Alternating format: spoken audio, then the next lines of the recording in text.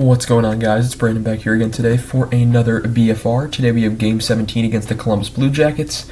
Happy Thanksgiving, everyone. Tonight, Thanksgiving for me is over. It's still technically Thanksgiving, but the evening is upon us, and it's around 9 the time I'm recording this. Central Time, that is. The game was played at 6 p.m. on November 22nd, and some news coming into the game. So Columbus had lost 9 in a row coming in, and that was not the case by the end of it. Hall is having right knee surgery, right ACL surgery. He's done for the rest of the season. So Taylor Hall, your 2 goals as a Blackhawk. Thank you for your service. Hope to see you next year. Corey Perry, on the other hand, is not in the lineup either, and it's for organizational reasons. I've heard from several reports, some being trade incoming, as he wasn't at practice this morning either. And Mrazek was also not at practice, it was heard.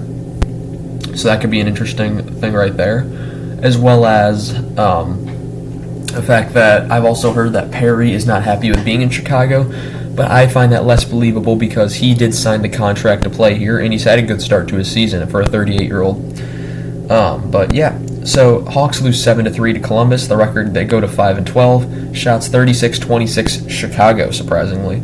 Hits 17-8 Chicago, faceoffs 26-26, dead even. Power play Chicago 0 for 4, Columbus 1 for 3. Mrazek saves 13 out of 18 before being replaced by Soderblom, who saves 6 out of 8.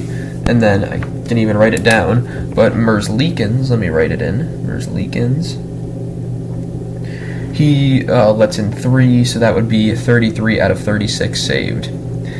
Zaitsev was in, Tkachuk was in, so Hawks were playing with 11 forward and 7D. Into the game. In the first period, Robinson is saved early, and at 17:03, Columbus gets their first of many. It's a stuff-in goal from Boone Jenner, his 9th of the season from Werenski and Boqvist to make it 1-0, from former Blackhawk getting an assist. 13-14, Columbus post an in goal, Eric Branson, his 2nd of the season from Marchenko to make it 2-0.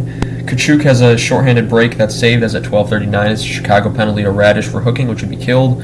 And at 11:45, it's a Columbus penalty to Werenski for slashing, which would be killed. So it was 4-on-4 for 1 minute and 7 seconds, and the Hawks had a power play for 53 seconds. Everything was killed off. Kaiser post, Fantilli has a chance that goes wide. 7:37, Chicago penalty to Jones for cross-checking. And 6:05, what a goal from Boone Jenner. It's a power play backhand post and in. 10th of the season, 2nd of the game from Gaudreau and Werenski to make it 3-0 Columbus. And we are not even 15 minutes in.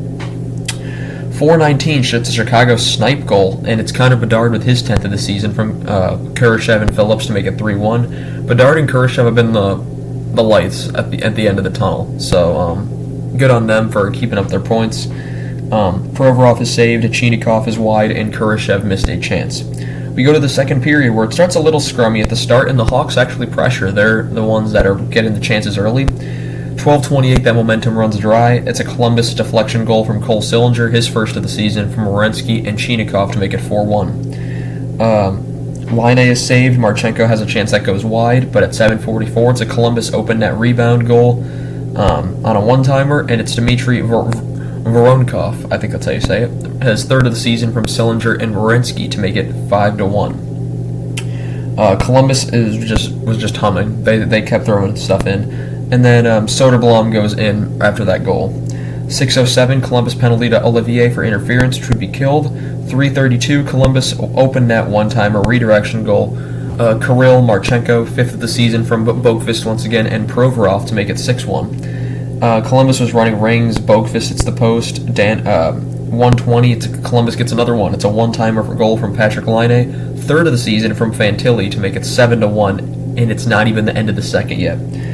Danforth to Corrali is saved, and then we go to the third. Laine fanned on 18:57, Columbus penalty to Laine for hooking, which would be killed, and he comes out of the box and gets a break, but he whiffs on the break. Set 13:54, Chicago gets one back. It's a backhand self-rebound goal. Jason Dickinson with his 3rd of the season unassisted to make it 7-2. 12:38, Columbus penalty to Juracek for holding, which would be killed. 10:05, Chicago penalty to Vlasic for tripping, which would be killed. 1:19, Chicago stuff-in goal. It's for Reese Johnson with his 2nd of the season from Entwistle to make it 7-3. Olivier has a chance that goes wide, and that would conclude the game. Other news in the league. The Winter Classic jerseys have been released, and I bought both of them. The Vegas and the Seattle jerseys have both been purchased. I'll show those off in some videos. I'm not a fan of them, I'm going to be honest, but since I have all the Vegas and Seattle jerseys, I kind of felt inclined to get them, and I hope that it's taken a hit on my money, but you know what?